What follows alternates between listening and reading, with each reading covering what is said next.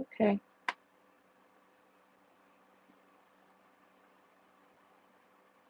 Cool. Oh.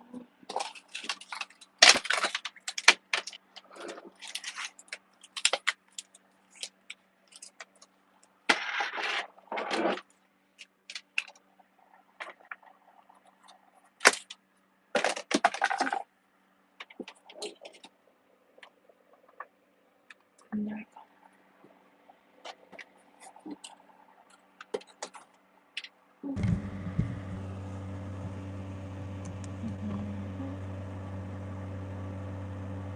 go. Ooh. Oh yeah, this is.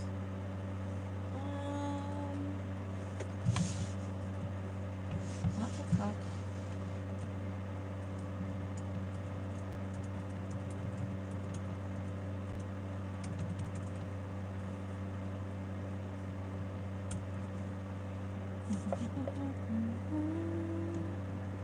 Hands are down.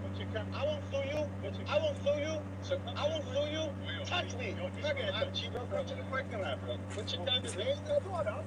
That's funny. You're done no bumble clock. Waste you. I want to incorporate You're a waste you. my mirror somehow. I'm in your city, big dog. I'm in your city. Why is the current kick meta to run around and try to start fights in public with random people while you have bodyguards on each side? Oh my god. But Fuzi is somehow now a worse version of Jack Doherty than Jack Doherty. But again, Fuzi's live streams are just a never-ending train wreck, so naturally, things just get so much worse. Hella fiction. You think that vape I was wearing is real? I'll burn it right now. Say I won't. Ah! If I had another one, I would burn it. Because that doesn't mean fake or real. You feel me? Fake people. Oh my god, I can do so much today. Nick's not here with the fucking camera.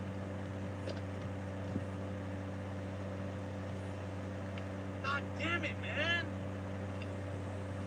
And then when I yell at my team, oh my god, you lost this, be humble. But why the, on the biggest stream of my fucking life, am I by myself with a guy I just met today who's never held a camera in his life on my Samsung? Riddle me that. And that's like tonight. Everybody always makes me the bad person. Tonight I'm flipping the script. Everybody, I don't need nobody. I'm dolo now. Here he really drills into this behavior gets heavily rewarded.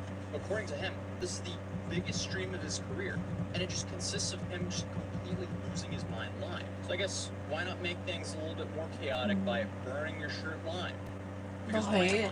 I don't need no mother collabs from another goddamn person for the rest of my career, and I can stand on that. Look, I got enemies, got a lot of enemies. And right after that statement, he just immediately asked some other random creator to collab.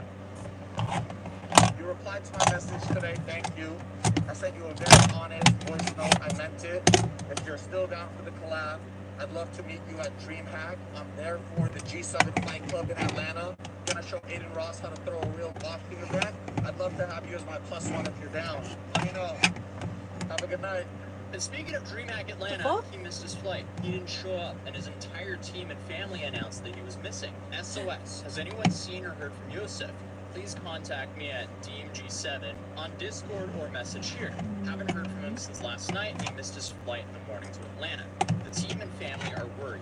Mentioned. And then they made a follow-up update. Sorry for bringing this online. Family ran a wellness check. No one's home. Suitcases are gone. Car in garage. $1,000 withdrew from a San Diego ATM early in the morning. If anyone has heard or knows anything, please contact me immediately. The closest lead we got. Management. Who's then responded to his Someone manager just via make sure text. that man The team is respectfully, please safe, give me some space, let me please. be alone. You shouldn't have went public now. The entire world thinks I'm crazy. I hope he's safe. Maybe I want to be left I alone. hope Maybe he's I'm safe sick of everyone because micromanaging every second of my life. that's I want stressful. to respect you all, but yesterday's call was Everybody. called for. Back to rehab. What the heck, Really? you know? Because I was content in Toronto. Y'all got me effed. Please call my mom and fix this. You'll know where I am when I want you to. I'm safe. What a man-child. Your manager didn't make people think you're crazy. You did all that on your own, bud. Also, micromanaging. He is your manager. He makes a living off of managing Fuzi. Of course he's going to micromanage. That's his job.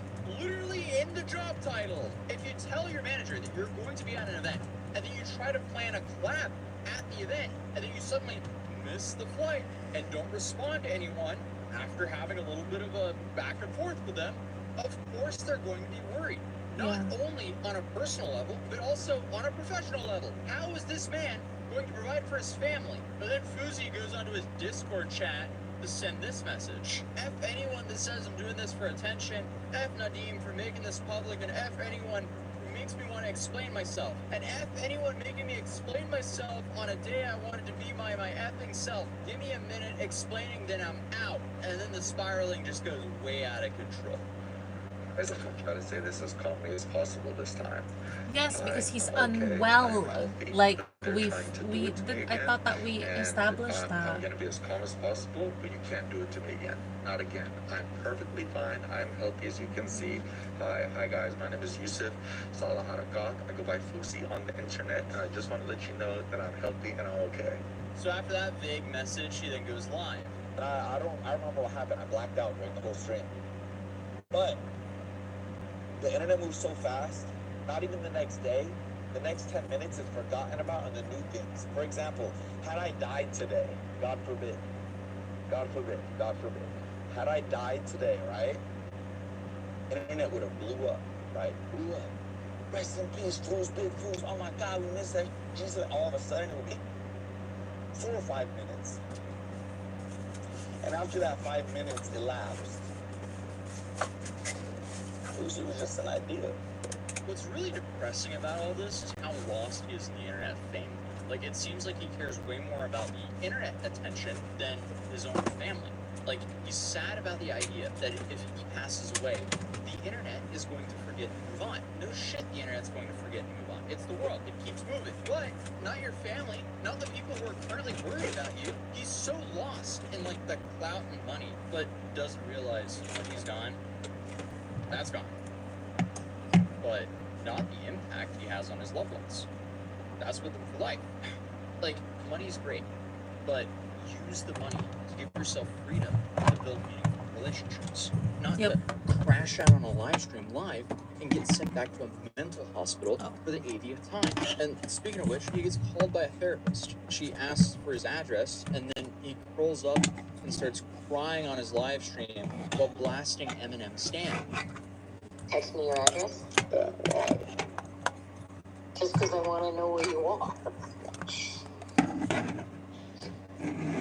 You know what we'll do? I'll let you put me on Find Your Friends.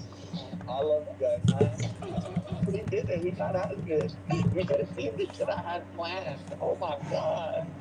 This is such a train wreck, but it's also so hard not to watch, which is why he has so many viewers. But he then says this will be the last time yes. Okay. What my spidey senses are telling me is this is probably the last day I you're do gonna see enjoy me. that. It's only a matter of time until they get my location, and once they get my location, there's not really much you can do. And shortly after he said that, he gets wellness checked. I got you.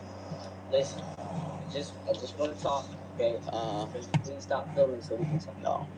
Respectfully. Respectfully, I can't, sir. That's my, I get that. Like, I don't want to cry right now, and I'm not even crying because of this, but I can record. Just give me this one damn thing. I know I can record.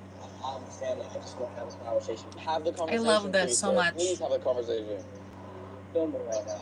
I want this. I'm not turning it off. I'm not turning it off. Tell me what you're here for.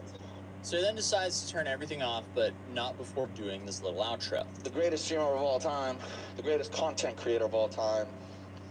I think I might have, and I don't realize it yet, created the internet, and this is actually my world. Y'all are just living in it. I'm out. And just like that, he was shipped off to a mental hospital.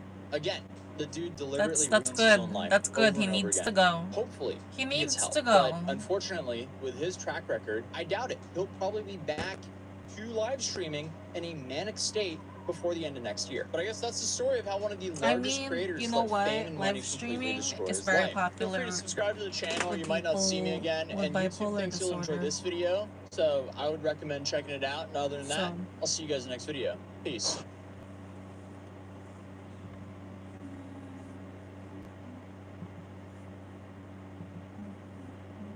What's up, weirdos? Because it's just stupid. That's what it is. Like, it's stupid. Lately, there's been some YouTuber products that have come out, and I look at them and I just wonder what was going on in the mind of the YouTuber when they were making it. Because I remember the days when the only things that, like, YouTubers were selling was just, like, t-shirts, where if they said, blue chicken wing ball chicken, and it, like, was, like, a viral moment, they would have a t-shirt that said, blue chicken wing ball chicken. And that was it. That's the only thing they sold. And then also, Red Link had some shoes. What?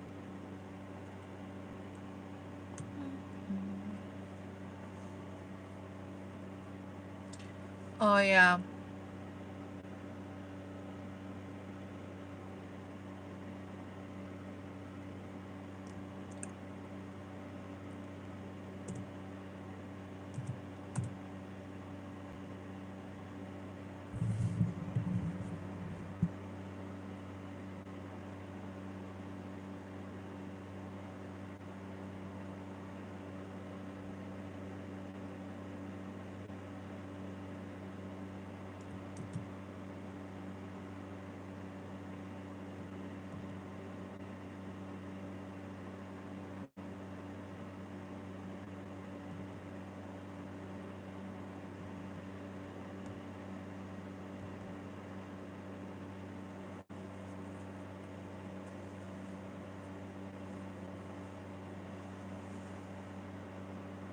Hello.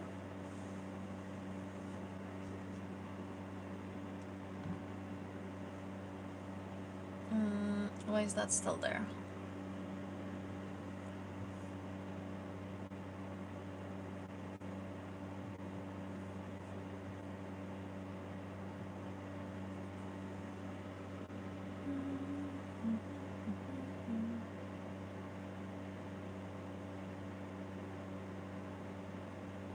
What can I do that's not gonna be copyright struck?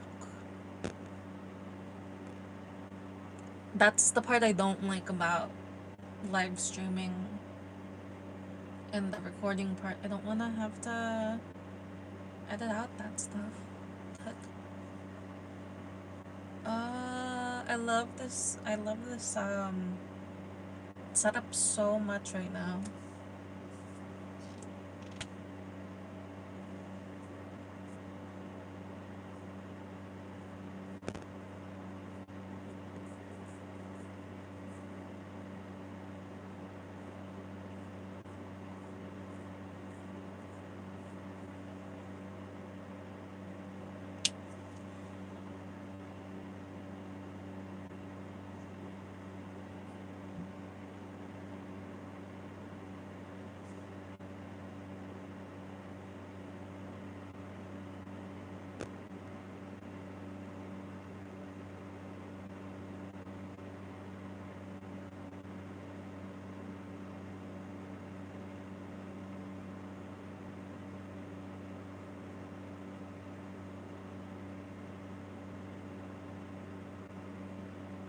There's so much content going on in the world right now.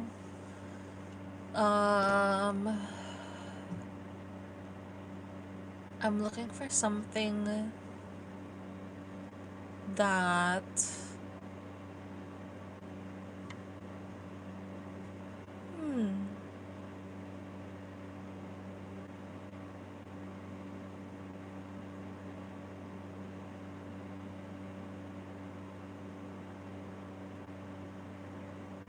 I like things that dissect and analyze.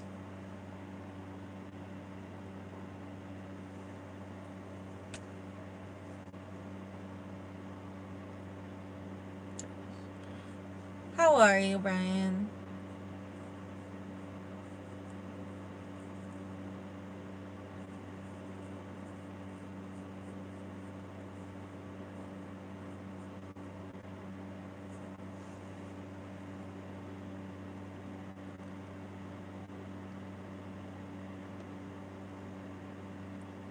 Oh, I wonder if I could find that video. There was a Planet song video that was really messed up because it went through when you go through the whole song, in actuality um in actuality they only talk about the 8, not 9.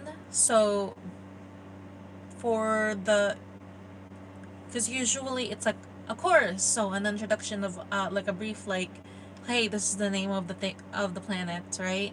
But it only goes to 8.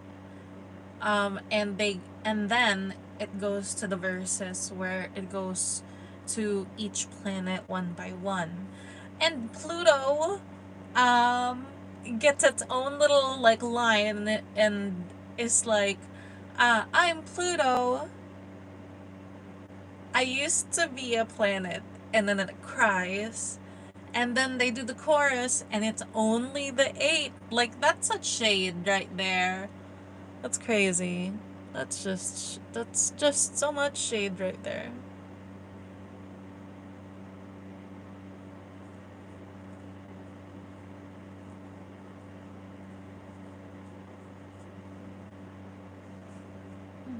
I do not like that.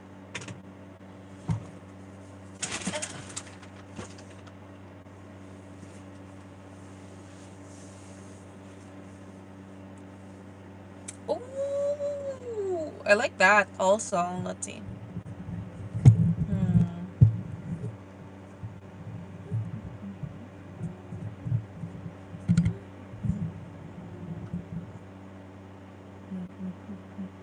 Okay.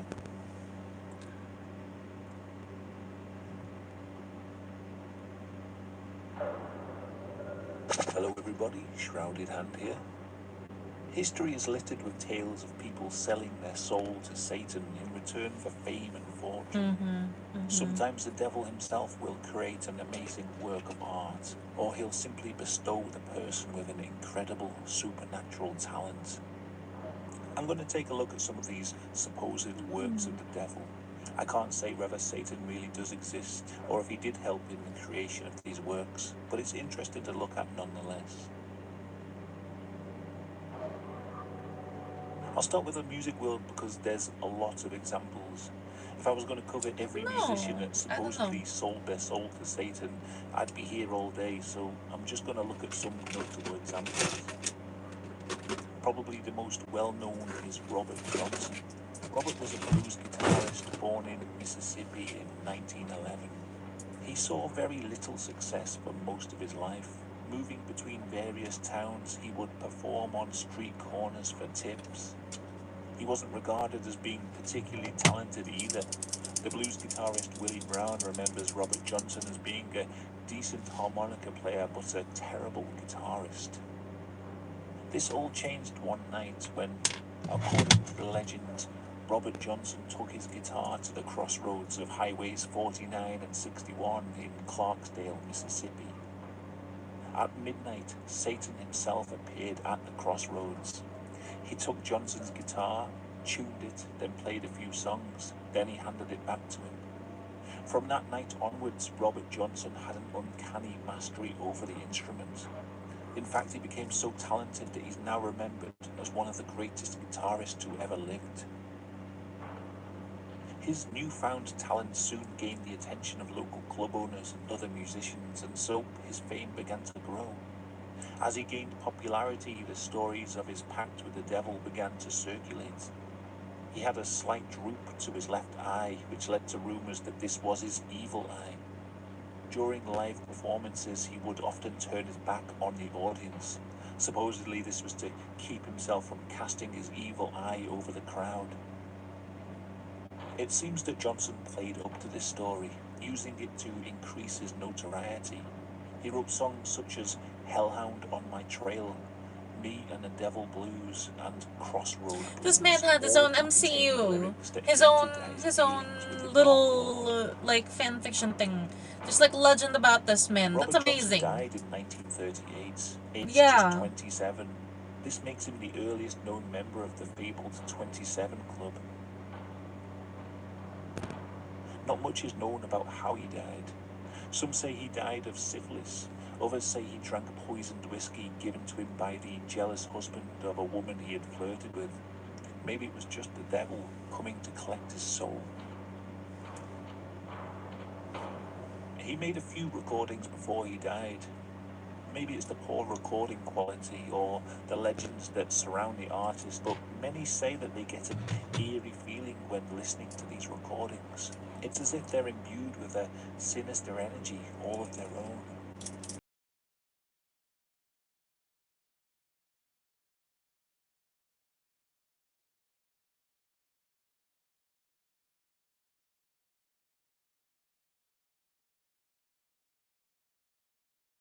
Robert Johnson. The same legend was Oh no, attributed I want to to hide another behind blues this. artist called Tommy My Johnson. eyes are too It glassy. was said that one night Tommy Johnson went to a crossroads, Cry. met the devil, and was granted with an incredible musical talent in return for his immortal soul. Despite Robert Johnson and Tommy Johnson being alive at the same time, living in the same area, and both being blues guitarists, they had no other connection. Maybe the devil just had a thing for Mississippi blues artists called Johnson. Like Robert, Tommy Johnson's music is also said to have an otherworldly, eerie quality, but probably this is because of his unusual singing style. Right, Lord, That's wild. get back home, Lord, good Lordy, Lord.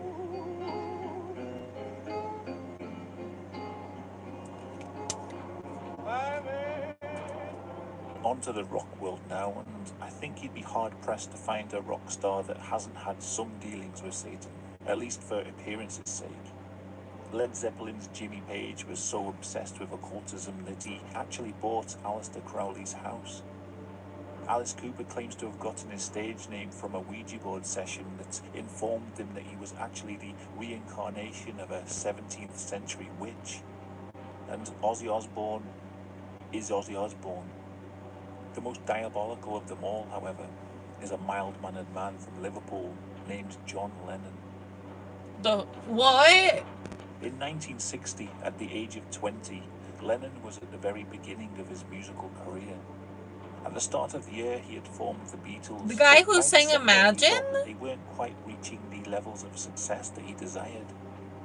The story goes that he became obsessed with tales of a bridge in nearby Mossley Hill known as the Devil's Bridge. This is the part of Rose Lane that crosses the railway tracks, and there were rumours that if you visited the bridge at midnight, the devil would appear. And so, in the middle of winter, John Lennon snuck out of his aunt's house in the middle of the night, went to the bridge and waited. At midnight, a dark, horned figure appeared and offered John Lennon a deal. He would give him all the fame and money that he desired, but in 20 years, the devil would return and claim his soul. John figured that this sounded like a good deal, and he agreed. The next time the Beatles performed a gig, they noticed a big difference in the crowd's reaction. Instead of mild indifference, the crowd were whipped up into a frenzy by the music. Their fame quickly skyrocketed after that. Within a few years, they were the biggest Hello band and on the welcome. planet. As John Lennon remarked in one interview, they were bigger than Jesus. Now, Yo, to go did into you all the know weird that stuff John in Lennon Beatles sold his music soul and to the how would devil require a whole video of its own, and to I'm make the sure there's Beatles plenty of videos popular? out there that do a better job than I could. Aleister Crowley appears on the artwork for Sgt. Pepper's Lonely Hearts Club Band. The original artwork for Yesterday and Today showed the band covered in raw meat and decapitated, burned doll parts. A Wait, lot of people took this as a reference to the practice of sacrificing babies to Satan. Others say they were just trying to generate controversy. Lennon once told the what biographer the Hunter heck? Davies that when he was making I don't music, know. he was That's so regularly crazy. possessed by spirits that would take control of his body. That's so crazy. Maybe that's why his later work became so experimental and weird. Songs like Revolution 9, which, when played backwards, seems to say, "Turn me on, dead man." Number 9, number 9, number 9. Let me on the money. Let me on the money. Let me on the money. Even his song Imagine, with lyrics such as "Imagine there's no heaven," is thought by some to be a rejection of God in favor of the Dark Lord. No hell below us, perhaps implying that hell is actually right here on earth. In Lennon's last interview, recorded on the 8th of December 1980, when asked about his urge to make music, he gave a strange explanation. I want to ask you about getting the urge to make music again. Oh, it came over me all of a sudden, love. I didn't know what came over me. I know, like you were possessed. Right? Yes, I was possessed by this rock and roll devil, you know. Yes, it's like that. Yeah, well, is that the question? Did I interrupt you? You got it. Why suddenly and all that? Well, partly because suddenly I got I the need song. to research this. You never know. This is too Those things just much. come to you. I Just a few hours after don't this believe interview, as Lennon arrived it at quite his yet, apartment which building in like Manhattan, a man I'm there. named I'm Mark getting Chapman there. shot him 4 times in the back with hollow point bullets. Yes, he did get shot. Chapman was a fan of the Beatles, but he'd become angry with the anti-Christian messages in John Lennon's lyrics. He claimed that he heard I demonic understand voices that, in his but head you're not supposed to commanding kill him to people. kill, and so he did. Exactly 20 You're years not supposed after to kill Lennon's people. supposed deal with the devil, he was killed. And these days, accusations of satanic influence on pop music are 10 a penny.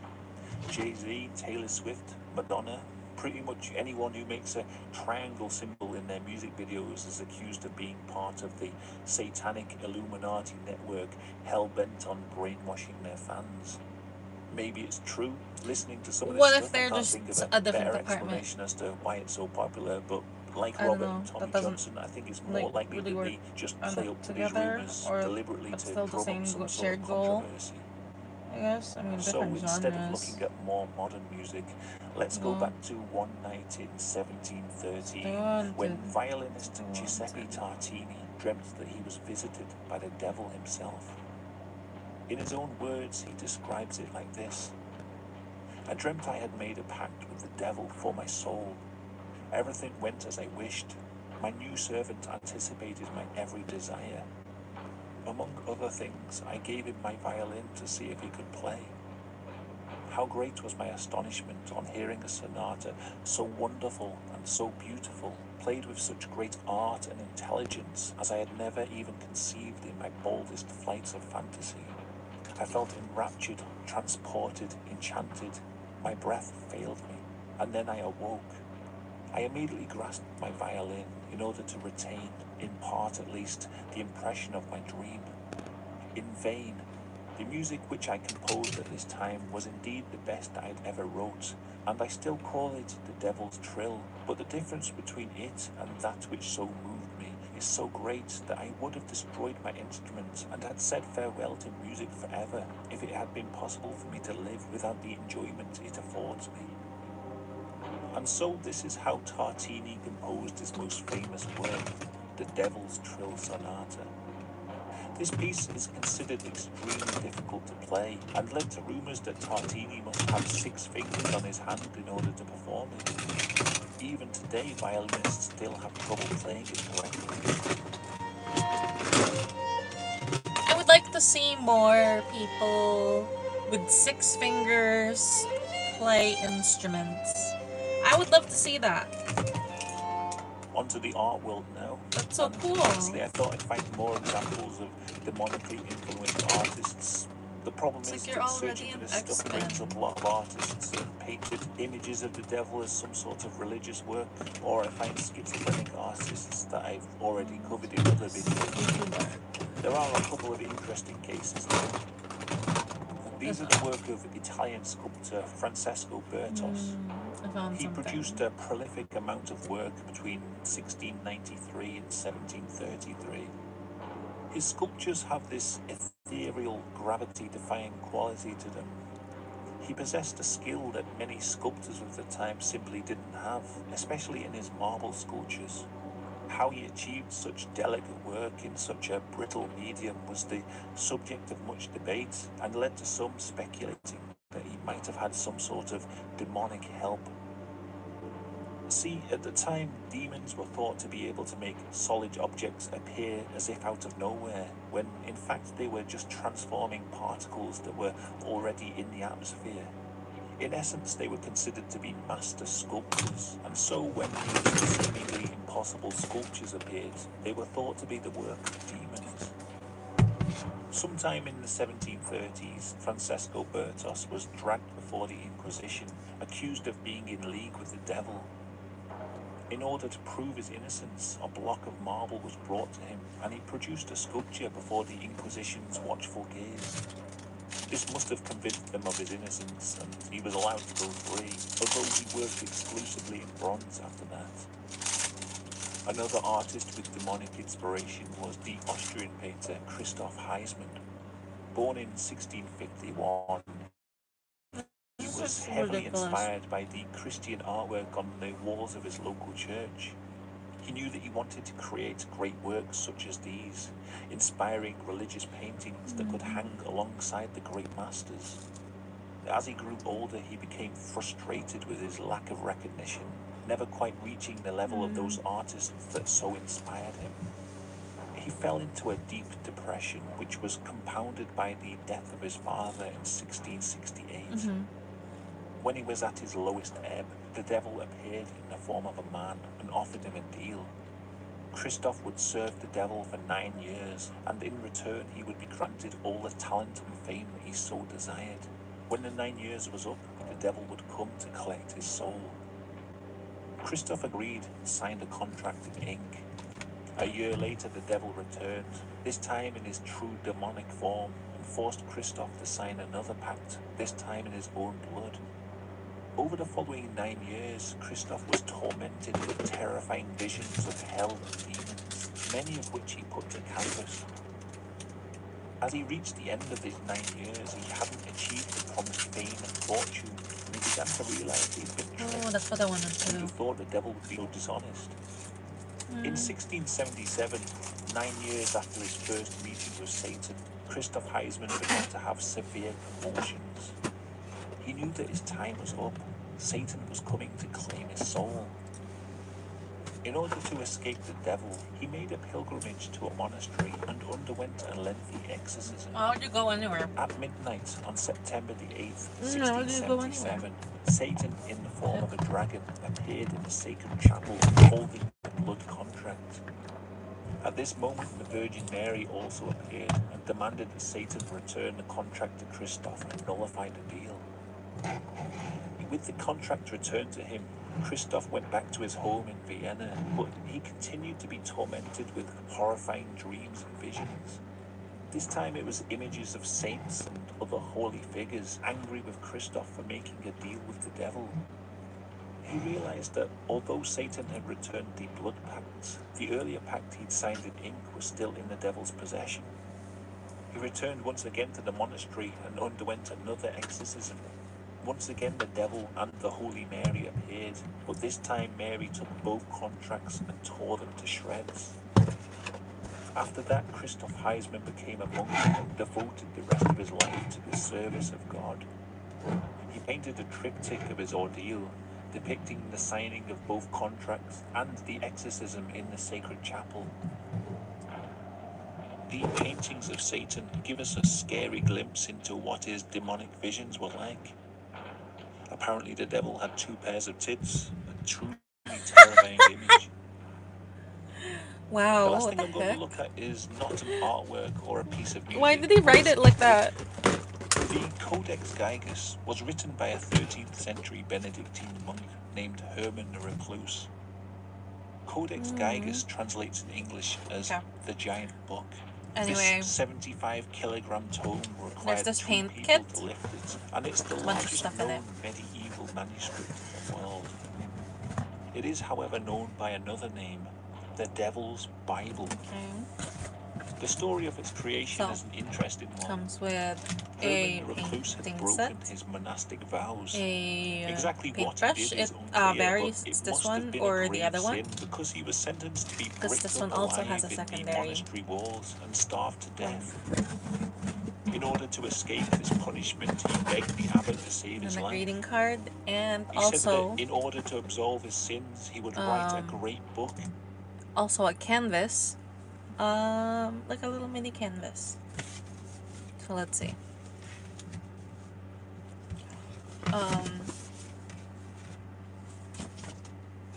if you go to the YouTube, I'm gonna make a YouTube channel just for painting. And ooh, there we go. And then if you want to buy a painting kit, you can.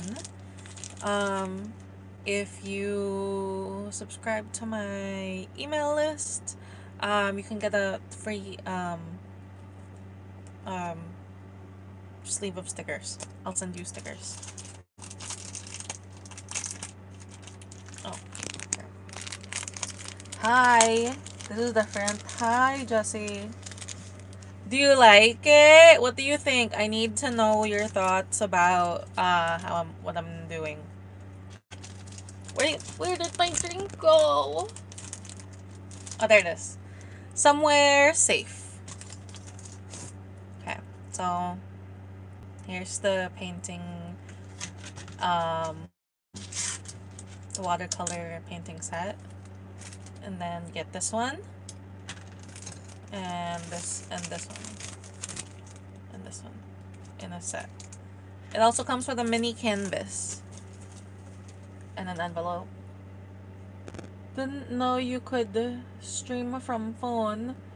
What are you doing? I'm just showing this thing that I'm selling. It's a painting kit. I need to put it up on my store and like post it up everywhere. I made my Trump and Kamala shirts, bro. I have a Trump card. It's Yu-Gi-Oh inspired. That says you activated my Trump card, and then it's the mugshot. But my cousin is requesting the one where the one picture when he had his arm up after he got shot. So I gotta figure out I gotta design that. And then I have a Kamala shirt, and it's Pokemon inspired. So she's a trainer, and it says Kamala, I choose you.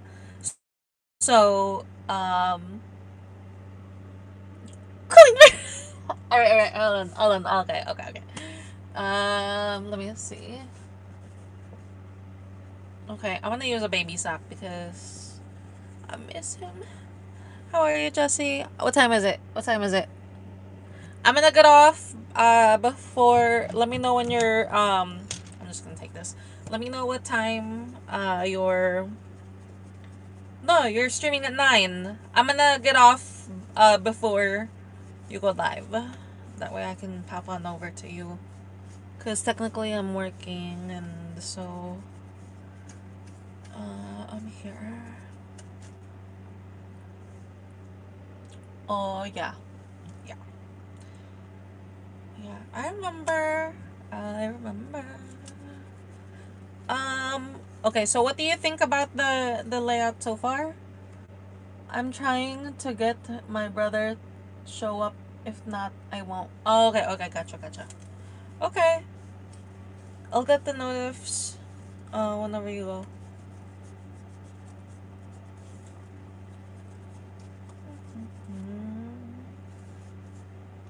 There we go.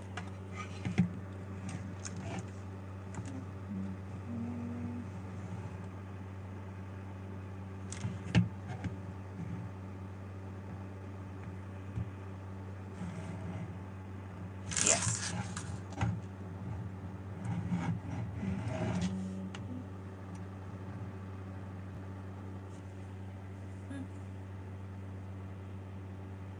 Okay.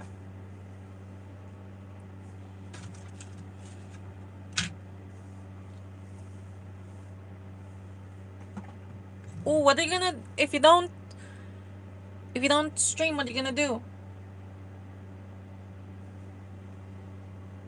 Oh, there. Yes. Do you like it? You got it. Thank you.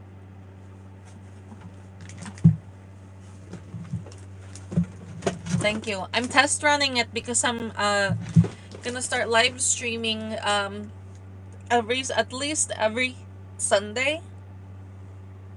And then I'm gonna do like as many random streams as I can. This so far is pretty easy for me. Um, yeah, I might host it on Discord if anybody wants to, and if anybody wants to like react with me. Um, we can go into like a private voice chat. In like a voice channel, not like a voice chat, like a voice channel, so that way like if a bunch of people want to go in there, we're all just in the same thing and we can all react to the same thing together. But have that as like a subscription. I think that'll keep it so that it's not like fully open because I don't wanna do that sometimes. I don't know what I'll do for that. Oh, background music. I was listening to artists that sold their soul to the devil. That's the name of this video. And I've been reacting to it as I'm, doing my painting stuff. And did you know that John Lennon sold his soul to the devil to get the Beatles popular? I was like, wait, what? It was wild.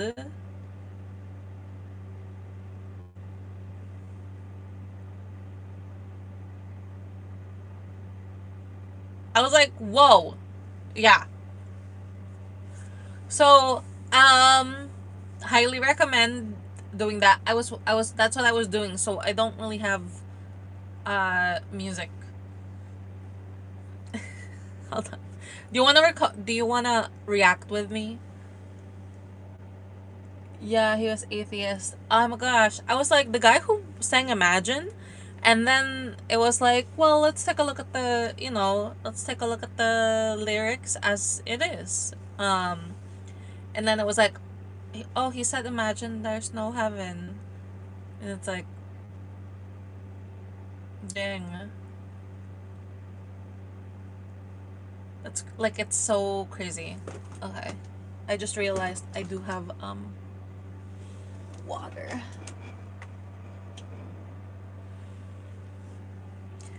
So I got this from the 420 Expo. I need to put up the video for that. It's from the Chatterbait girls. They were really nice. And also like ashtrays already have that little divots. So I use it to dry my paint brushes. Yeah. Yeah. So I'm gonna play this. And if you wanna keep talking, we can. But I'm gonna play it in the background because I'm gonna react to it. It's been kinda like crazy. Containing all human knowledge, and he would do this in just one night. Knowing that such a feat was impossible, the abbot agreed, and so Herman the Recluse began to work on the Codex Gigas. Oh. By midnight, he hadn't made much progress on the book, and he realized there was no way he would have it finished by the morning, and so he prayed. He didn't pray to God, though. He prayed to Satan, calling for help in completing the work. The Dark Lord answered his prayer and came to his aid. The next morning, the book was complete. It was a humongous manuscript of incredible importance, containing not only the Old and New Testaments of the Bible, but also writings on astronomy, medicine, alchemy, and history. The abbot was amazed to see that the book was completed, and so Herman the Recluse was pardoned. The Devil's Bible still amazes historians to this day. Even if the story of it being created in one night is an exaggeration, it's still an amazing feat. The 620 pages are made from vellum, which is a specially treated animal skin. Most likely this is donkey or calf skin, and in order to create the entire book, over 160 animals would have had to have been slaughtered. Careful analysis of the writing reveals that it was indeed written by just one person, and it must have taken between 20 and 30 years to complete. Yeah. Considering most people didn't live much past their 30s back then, This would have been Can't a see the lifetime's painting. work Yeah, for one I'm person. moving things around now so that you Interestingly, can though, see. there's no sign of age taking its Thank you for toll your on the quality of the patience. author's penmanship. There we go. In 20 plus years of constant writing, you'd expect some change in the writing style, but it stays exactly the same throughout, as if it really was written in one night. There isn't many illustrations in the book, just a few in the margins. That is until you get to page 576, when the reader is greeted with 2 full-page drawings. On one page is an illustration of the kingdom of heaven, and on the opposite page is a large portrait of the devil himself. The devil picture is interesting because in most medieval art, Satan is depicted with another figure representing goodness. Usually these figures are in battle so we can see the triumph of good over evil. Here the devil is pictured alone and unchallenged. It should also be noted that in the drawing of the kingdom of heaven, there are no people at all, no figures of virtue to battle the devil. Wow, that's Also worth noting is the crazy. ermine That's loincloth worn by the interesting. devil. In art, What if you only ermine wanted to fur draw was the often building? used to denote royalty, a sign perhaps that Satan is king, at least in Right the now, eyes of the I'm illustrator. doing the background. The codex is now preserved at the National Library of Sweden, although since its creation about 10 pages have gone missing. Some say that they were deliberately removed. Nobody knows what was written on these pages, but there's a rumor that they contained the Devil's Prayer. This is a set of words which, if uttered aloud, would bring about the destruction of humanity. And so, they've been hidden to protect us all. We can I guess stories like these be seen as an allegory for expecting life to be handed to you on a plate, looking to an outside source for success instead of relying on your own hard work and sacrifices. Blame the world for your own personal failures and you let the devil Okay, in. I'm done with these. You could also see it I as a like warning them not to because, sell out your especially own the blue one, morals in because it's return for like fame and nice, but fortune. I really You might like get this rewarded in the mesh. short term, but at what cost to your immortal soul? Fame might be fleeting, but you have to live with your own conscience forever. On the other hand, maybe these stories aren't allegories at all and the devil really did visit these people. How often have you seen someone with seemingly no talent suddenly become incredibly rich and successful? Ever notice how these people usually have a complete meltdown after a few years and become a shell of their former selves? You could say this is just the corrupting power of fame, but maybe, just maybe, the devil came back to collect his debts. Oh. Thanks for watching the video. If you found it interesting, please leave a comment. It helps me gain favor from my own Dark Lord, the YouTube algorithm. Shout out to everyone supporting the channel on Patreon. I have a feeling this one might get copyright strike from the music I've used, so thank you for helping me keep afloat.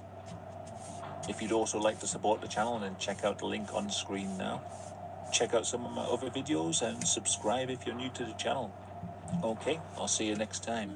You can't really Goodbye. see it, but let's see the difference. It's like glittery.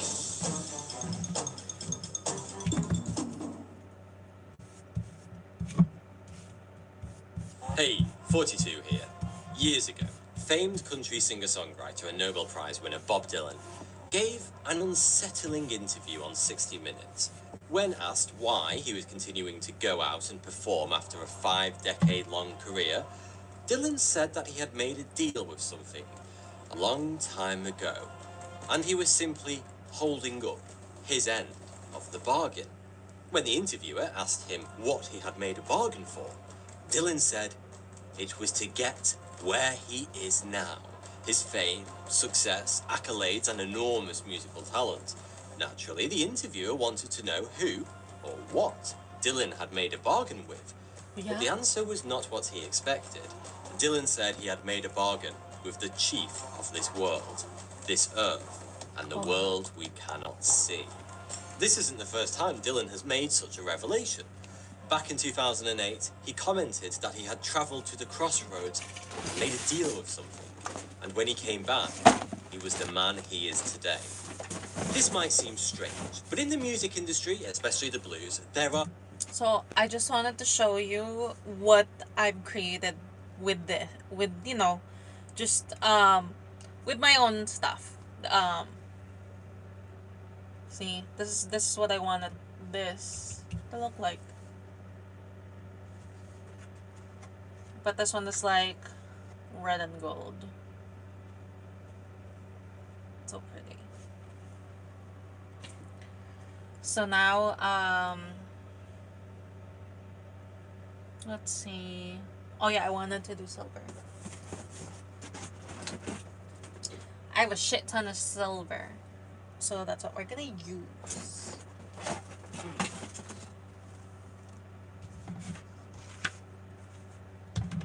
Okay. And I do my best to like catch all of the glitter that exists. Like me.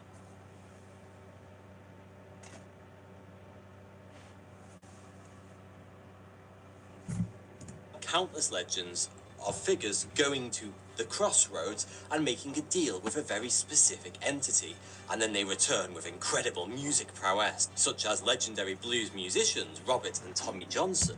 And what's interesting is that in Martin Scorsese's documentary No Direction Home, which traces the life of Dylan, a childhood friend makes an intriguing comment, stating that Dylan used to play at parties, and he was okay, just average. Okay.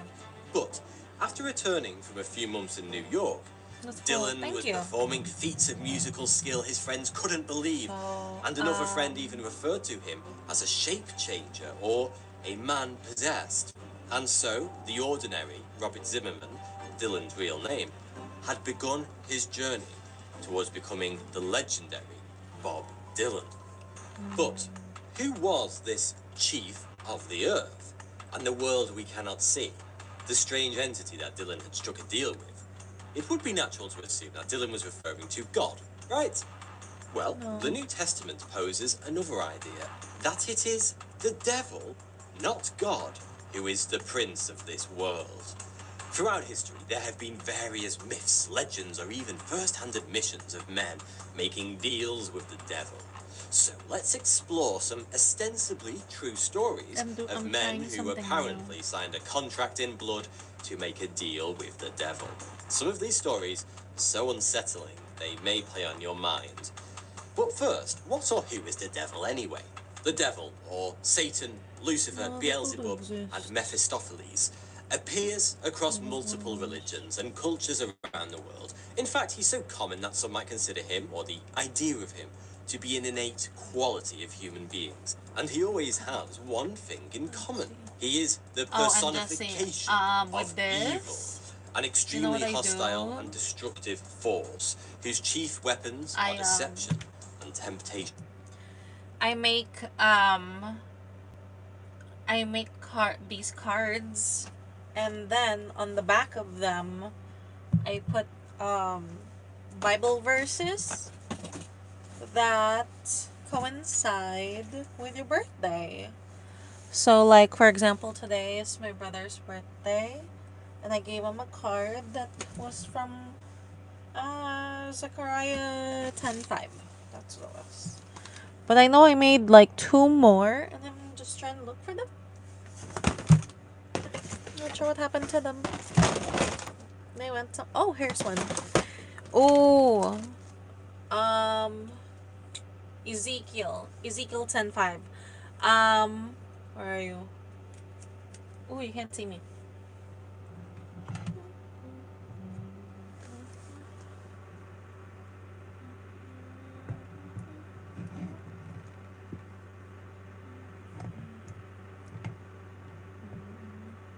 Sure. That's good. The sound of the wings of the cherubim could be heard as far away as the outer court, like the voice of God Almighty when He speaks. That's Ezekiel 10:5. So that's one of the ones that I could have given to him. I gave him something different. That's okay. Let's see.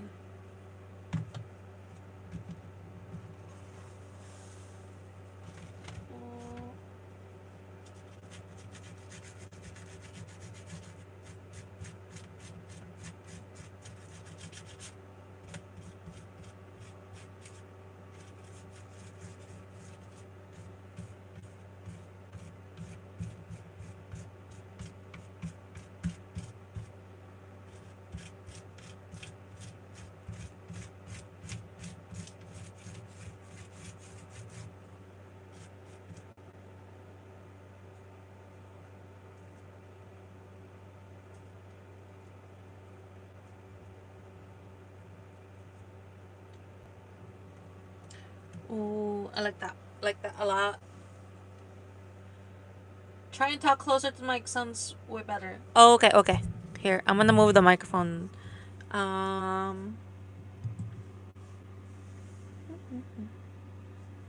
Is this good? There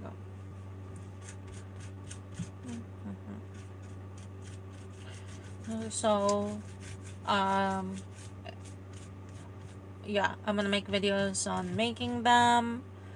I have paint kits that come with watercolor kit and brushes and glitter.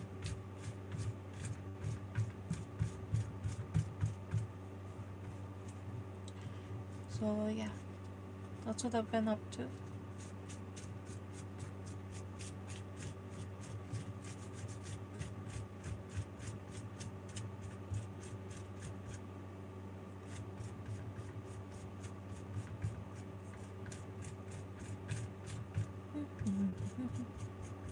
You know, I realized that live streaming counts for watch time, and I was like, how come I'm not doing this right now? So, it's one of the reasons why I'm live streaming, because I'm like, why? Why? You know? Okay, so let's take a look at that. This is different. This is something different that I did with this one. We'll see how it... I think I'm gonna wait until it dries before fucking with it. Oh shit, okay. Hold on.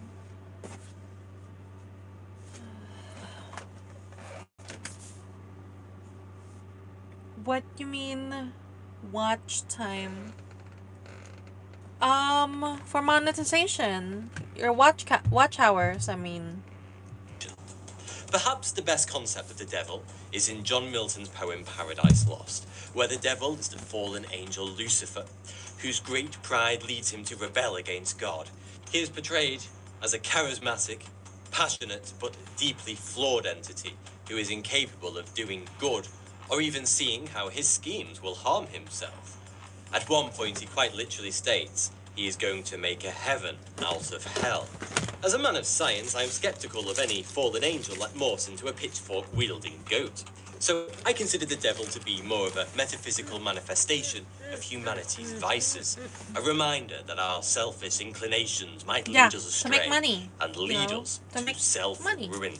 But regardless of what you believe, there are some legends of folk who made a deal with the devil that stand well apart from the rest. Okay. Not just because they involve notable figures from history, but because of the bizarre, unsettling, and disturbing consequences that followed.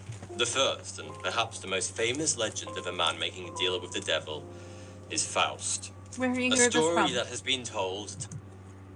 What? This video? This video that I'm watching, or... I'll send you the link. You want the link? Hold on.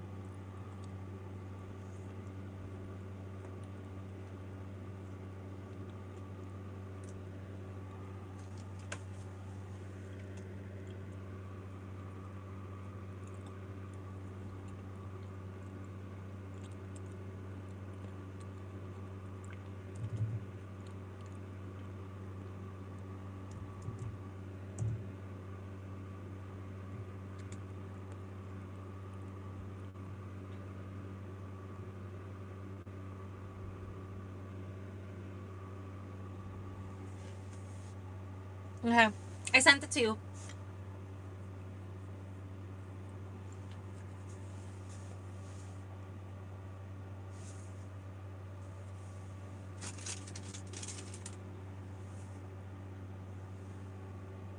You're welcome.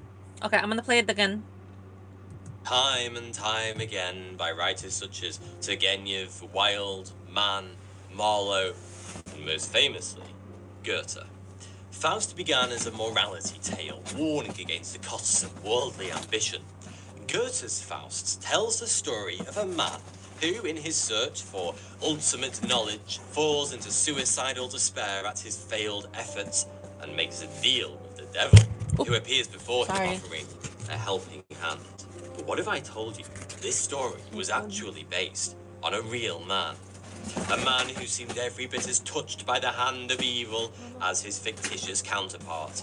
German Dr. Johann Georg Faust was a notable but incredibly mysterious figure in the 15th and early 16th centuries. For around 30 years, he appeared all over Europe, performing magic tricks, offering horoscopes, and was often accused of fraud and regularly claimed to be a physician, doctor of philosophy.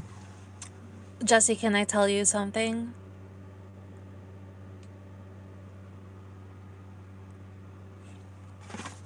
I'll be right back.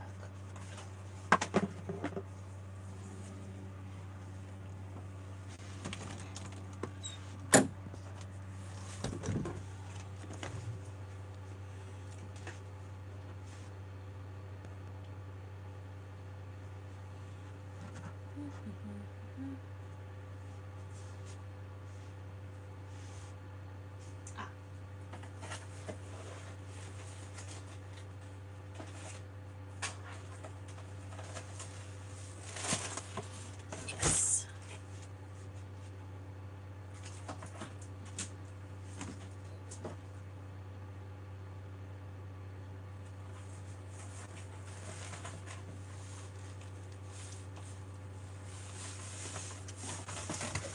Okay.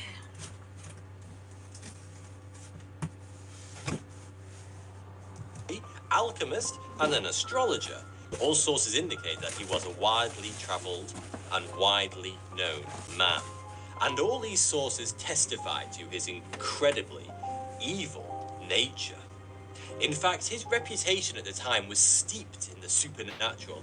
He claimed he could repeat and exceed all of the miracles of Christ, and he was reported to travel with a dog and a horse, with the dog shapeshifting into a servant at will. He even had dozens of grimoires, magical texts, attributed to him.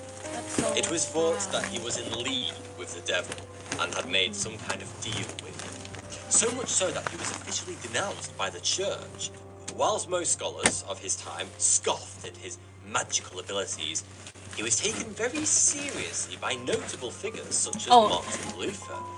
Continually I took an accused of edible fraud and other earlier, things like and sodomy, now I'm like, Faust was eventually banned. I took an edible earlier, and I'm progressively getting higher and higher. So I'm doing my best to stay as productive as possible physically and live streaming wise. Yes. So hello. I'm assembling boxes. I want you guys to watch the video as well. So I'm gonna change this. Oh, awesome. Okay, hold on. Sorry for the change in microphone. But I have to charge the phone. The phone is at 17%. So no microphone for now. Put away the glue. I wanted to do something weird. Let's see. There.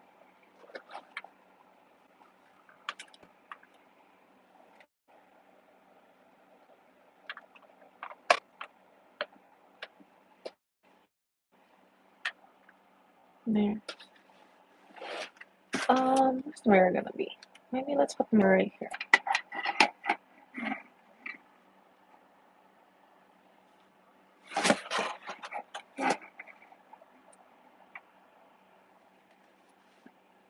I would rather have more video than my face.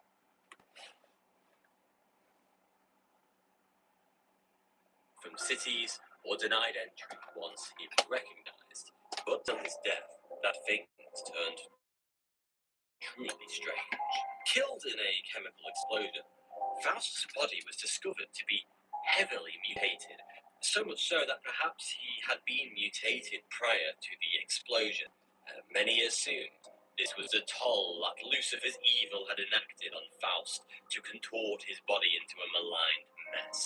And more strange, despite the fact Faust's body was laid on his back, it was continually found to have turned over and over and over again to face the very bowels of the earth, no matter how many times someone righted it.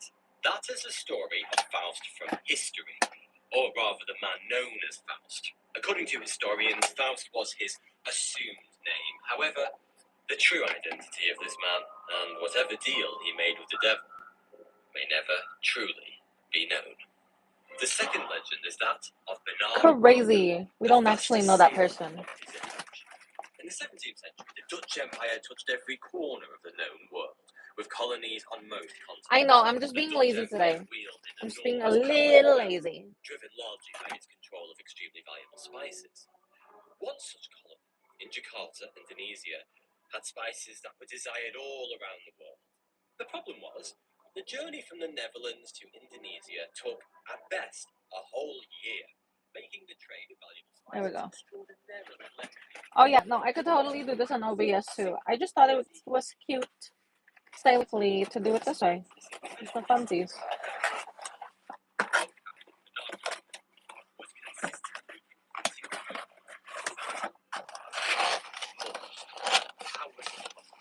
There was no Suez Canal. This meant vodka would have had to be sailing around Europe, Africa, and southern Asia to get there. That is no small journey even for modern times. In the 17th century, this was impossible.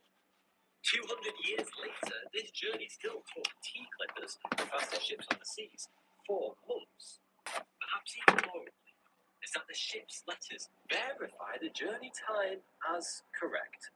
Oh. Unless the letters were faked, Fokker was actually sailing this extraordinary Is that better? journey in as little as 3 months. But Is that fake better? documents wouldn't explain third-party accounts that support Fokker's movements and timescales. Stories at the time told of Fokker's strange and menacing character. It was said that all who served under the captain were controlled by an iron fist and were punished to such diabolical extremes that Fokker made their lives a living hell of endless misery. But there was sounds another terrible. that was whispered around Fokker. Okay, thank you. One that explained his unnatural speed. He had sold his soul to the devil in order to be the fastest sailor who ever lived. The devil had agreed and made supernatural modifications to Fokker's ship, allowing it to reach speeds that were impossible for any contemporary vessel. Wow. And so, Fokker became just what he'd bargained for, Ooh, the look, fastest and most famous sailor of his age. it's a burger. That is not where his story ends, It's because a legend bun. has it, after Fokker had enjoyed the fruits of his deal, the devil had come back to claim his Bun. due. He sentenced Fokker and his ship to sail the oceans for all Fatty, eternity fatty. as captain of none other than the legendary ghost ship, the Flying Dutchman, doomed to never find port again. And since its sighting near That's the odd. Cape of Good Hope in 1709, the Flying Dutchman has haunted sailors as a terrible spectre and a reminder of the true cost of doing business with the devil. Eternal damnation. Now, to return to the theme we touched on at the start of the video, the likes of Bob Dylan and Robert Johnson aren't the only musicians who have supposedly... Oh yeah, Bob Dylan! Bob Dylan, bro! Bro, Bob Dylan sold his soul to make music? That this guy and other videos said that Bob Dylan sold his soul to make music and got successful. What? Hopeful musicians wandering out to the crossroads and coming back with a complete, almost supernatural mastery of their instruments. Yeah. Amongst all these stories, there is one figure from history that stands head and shoulders above the rest, Niccolo Paganini. In perhaps the most satanic story of the lot, it is said that his relationship with the devil began before he was even born. It The was heck? rumored that pregnant with her son, Paganini's mother sought to commune with the devil in order to assure that her son would become a great virtuoso, and whatever deal she made certainly paid off, but not without its costs. By age 13, Paganini's skills with the violin were progressing at such a rate that his master declared there was nothing more he could teach him. He was a natural child prodigy, and what came to others only through decades of effort came to him with almost supernatural ease. By age 15, he was already performing solo tours, astonishing his audience with his skill and confidence. But this is where Paganini's problem began. Although enormously gifted with a rare and valuable skill, Paganini fell into a breakdown and swiftly turned to alcohol to ease his torment. This may have been one of the reasons why, despite being a young man enjoying enormous fame and success, Paganini was rapidly seduced by gambling, womanizing, and even more alcoholism. And now, some unsettling rumours about Paganini began to emerge, with one popular story saying that Paganini had murdered a woman he'd seduced, used her intestines as violin strings, and imprisoned her soul within his instrument forever. But, whilst outlandish, many of these rumours had roots within the bizarre and unusual character of Paganini himself. Firstly, his skill was unparalleled. He could play at a rate of 12 notes per second, and he performed and popularized complex techniques almost effortlessly on none other than the violin, which was known to many as the devil's instrument. But perhaps most striking and most satanic was his appearance. He was said to have enormously long fingers with lengthy and immaculate nails. His skin was ghostly pale, and he had hollow, sunken cheeks, thin lips, and his tall, thin body was always dressed in black. This may be why, to many people, he was thought to be the devil himself. It was reported by some audience members that a terrible bolt of lightning struck during one of his performances, right as Paganini bowed, and one audience member claimed to have saw some kind of